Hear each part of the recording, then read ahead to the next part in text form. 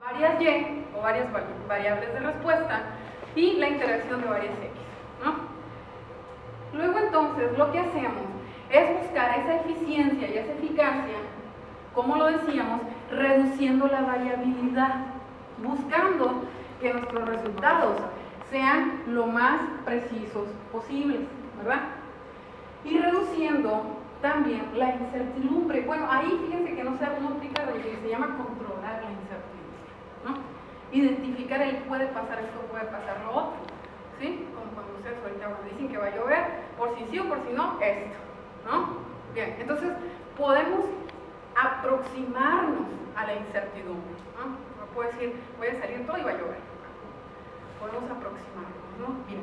Entonces, lo convertimos a un modelo matemático, un modelo estadístico, y en esa y igual a x, nosotros lo que tratamos de hacer, o lo que hacemos, es que fijamos valores para cada una de las x, y a través de modelos de diferentes software o de diferentes análisis propios, se crean modelos o ecuaciones que permiten aproximar el resultado a través de la simulación antes de llevarlo a la línea de producción, ¿sí? Antes de llevarlo y decir, pues no pasa, paren el proceso, vamos a ver qué pasó, ¿no? Entonces, hacemos del problema real un problema estadístico para buscarle una solución y luego regresarlo a donde corresponde, ¿sí? Con una optimización. Bien, ¿cómo lo hacemos? Esas x y esas y las llamamos características y parámetros, ¿sí? ¿Cuál es la característica de calidad que define a ese producto? ¿Sí? Si estuviéramos hablando a lo mejor de algún prototipo, quizá el parámetro definitivo sería la dureza, ¿sí? La capacidad de un dispositivo para almacenar energía o almacenar información, ¿sí?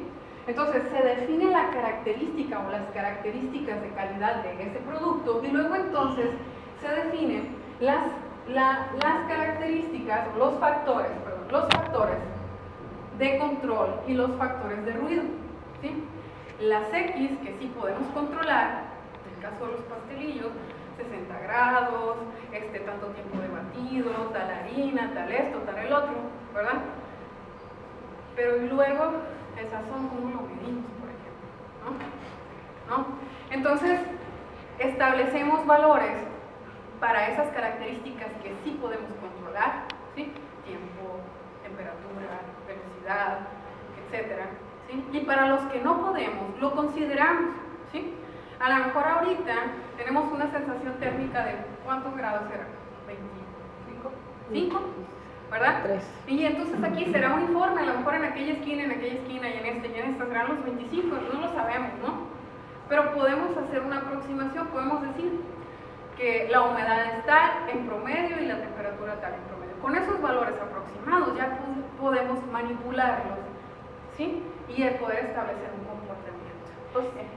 O sea que tienen como unos valores establecidos para valorar o evaluar la calidad del producto que van a lanzar. Por decir, si están valorando, no sé, un 80% que lleva de ventaja ese producto para lanzarse a la venta, lo consideran como que es viable, y el otro 20% por decir no, algo así, como que tiene estandarizados los valores para lanzar un producto. Bien, vamos a clarificar un poquito. Si estuviéramos hablando de las variables de control de este producto, nosotros diríamos que lo más importante es que si aquí dice que son 500 mililitros, esta botella tuviese un contenido de 500 mililitros. ¿Están de acuerdo? Sí, bien. Ese es el contenido. Es una de las variables de respuesta. Cada botella tiene que tener 500 mililitros. Perfecto. Pero otra característica, ¿sí?, es que obviamente la botella pueda contener esos mililitros. Así lo vemos. Entonces, si se fijan, la capacidad es la suficiente como para contener los 500 mililitros, pero se dan cuenta que hay ahí un sobrante, ¿no? ¿Sí? Ese sobrante, ¿sí?, puede ser planeado, puede ser preestablecido con el propósito de que estos 500, la máquina de llenado tiene un más menos, ¿sí lo vemos? Ese más menos es 500 mililitros más menos a lo mejor 10 mililitros. Quiere decir que como cliente a lo mejor lo peor que me puede pasar es que me den 10 mililitros menos o 10 mililitros más, ¿sí lo vemos? Entonces, Ahora, esa es la variable de respuesta. ¿Cuáles serían las variables de control? Pues la dureza, el tipo de material, ¿sí? El tiempo de procesado, desde que entra la botella hasta que sale con el líquido, ¿sí lo vemos? La temperatura, no sé, esas variables que acabo de mencionar esas son características o son factores de control, tienen una unidad de medida y por lo tanto permiten que el proceso se lleve a cabo. ¿Sí lo vemos? Sí. Así son como funcionamos. Entonces tenemos una Y y varias X. ¿Cuál es la idea? La idea es que antes de que esto esté aquí, nosotros a través de la modelación podamos hacer una estimación que nos permita decir, adelante, produzcanla porque lo que va a pasar es lo que acabo de comentar. Que a lo mejor el contenido se desfasa o se queda corto en 10 mililitros, pero va a salir en tiempo y va a salir en forma. Bien, por ahí va, no sé si contesté la pregunta. ¿Sí? Bien, entonces, en caso de que tenga menos y no tenga indicado el porcentaje de error. Por lo regular, la mayoría de los productos, pero por lo regular, la mayoría de los productos en su etiqueta, en esas letritas que no alcanzamos a ver, tienen por ahí un rango, ¿no? La mayoría, sobre todo se ve más en los instrumentos de medición, que al final de la escala trae más menos y esto, ¿no? Ese más menos es la variabilidad que tiene. Pero en teoría, cada producto viene registrado. Donde se nota mucho eso es en los cereales, o en las cajas donde, por ejemplo, harina. Ya hay la advertencia de que este producto, al ser manipulado, puede bajar su volumen sin que eso afecte el peso, porque está llenado con peso. Al alto vacío o algo así, ¿no? Donde lo he visto es en los sacos de cemento. En los sacos de cemento. 50 kilos al envasar. Al envasar, que esa es otra forma de proteger. También se estaba colocando la expresión aproximada. Aproximadamente, que eso se lo encuentran en la mayoría de los productos que vienen en latas, ¿verdad? Incluso Dice aprox acá, en ¿no? un embarazo, ¿no? 40 más menos 2 semanas puede ser. 40 28 más o menos, 40. no son los resultados. Pues sí. ¿Entendiste? Si alguien se sintió aludido por el mensaje. Bien.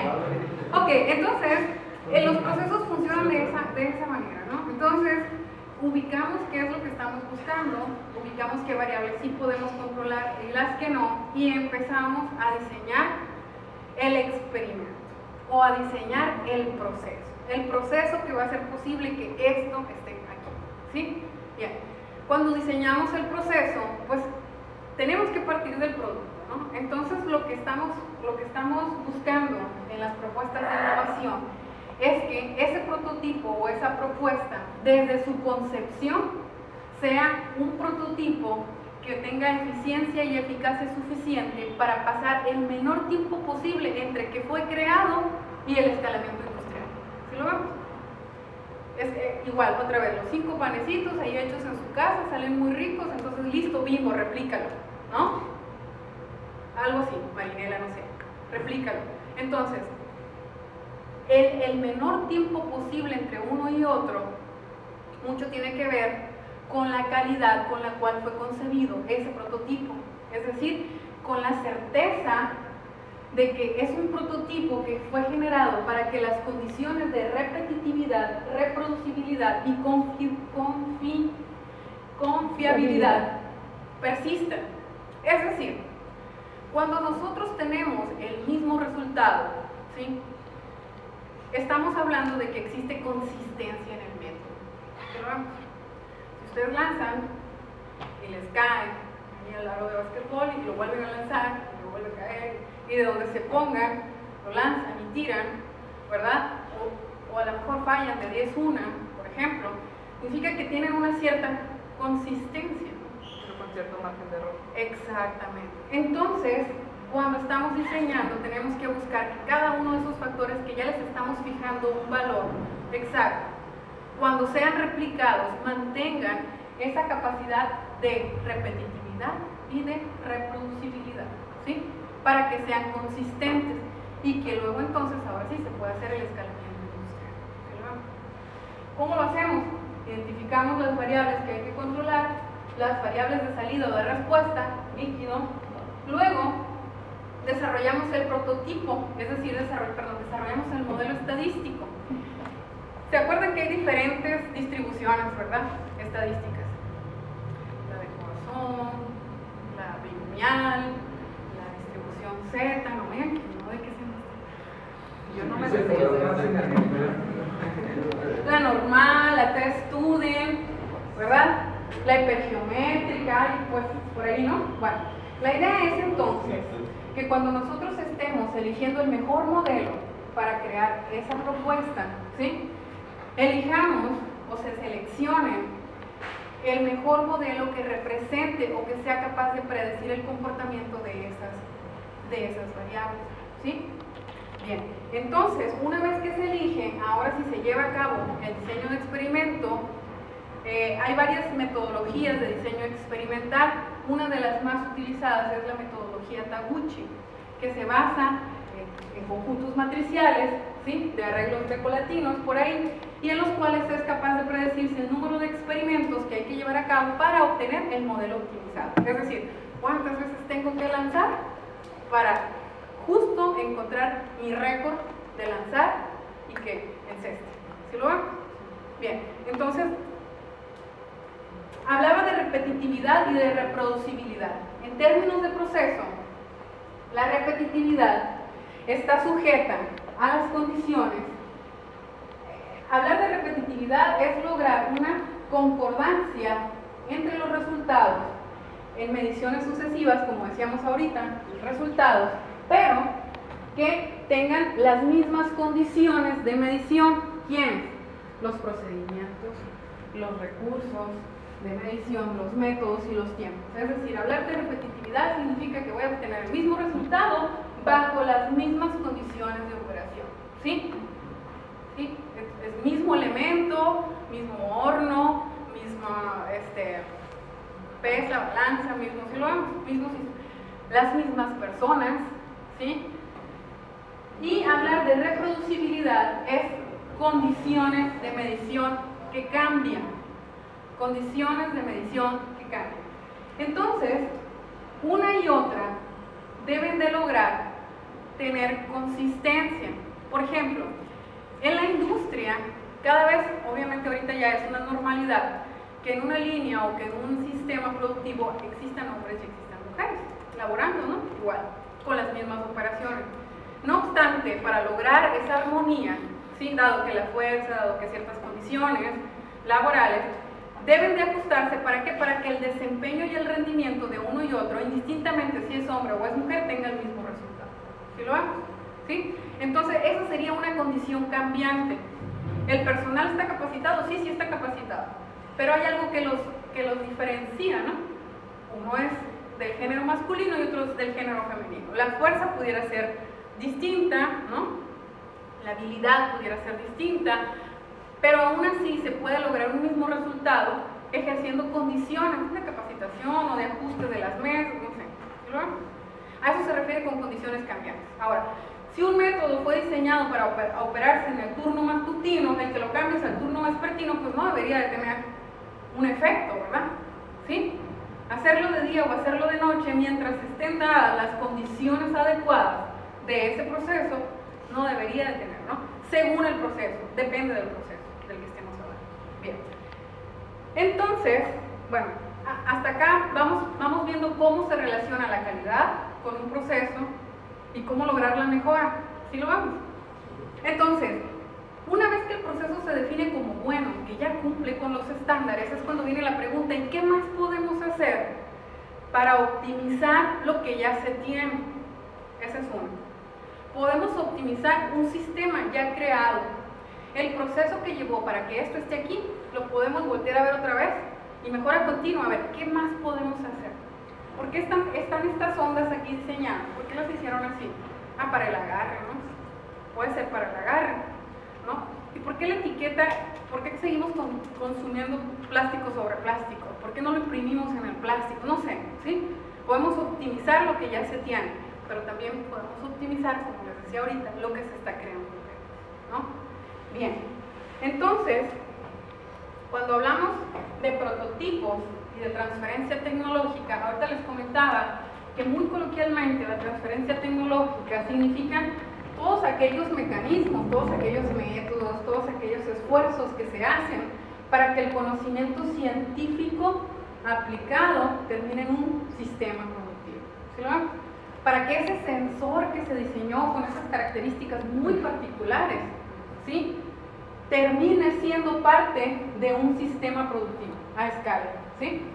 O sea, quien pensó en alguna vez en los discos cuadrados de 3,5 y luego fue el USB y luego fueron los chips y luego, ¿sí me explico?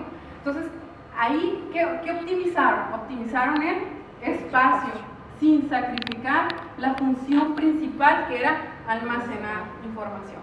¿Se dan cuenta? ¿Sí? Entonces, en ese sentido, para que se pasara del formato cuadrado al formato que ahora es tan accesible, se tuvieron que haber analizado diferentes variables para optimizar. ¿Sí lo ven? ¿Sí?